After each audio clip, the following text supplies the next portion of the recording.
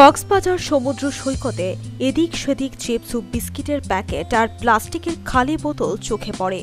অপচনশীল এসব আবর্জনার কারণে সমুদ্র সৈকতের ভারসাম্য নষ্ট হচ্ছে, তাই সেখানে পরিচ্ছন্নতা অভিযান চালিয়েছে প্রয়াস গ্রুপ নামের একটি বেসরকারি প্রতিষ্ঠান।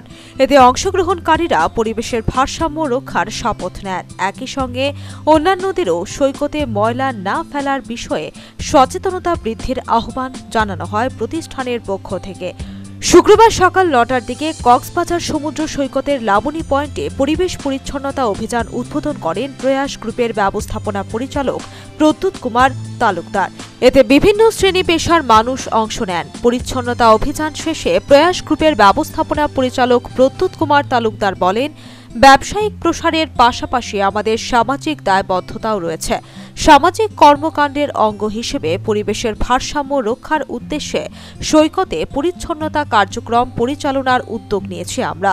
সৈকতের ভারসাম্য রক্ষার কোনো ধরনের ময়লা আবর্জনা না ফেলার বিষয়ে সচেতনতা বৃদ্ধির জন্য সবার এগিয়ে আসা প্রয়োজন।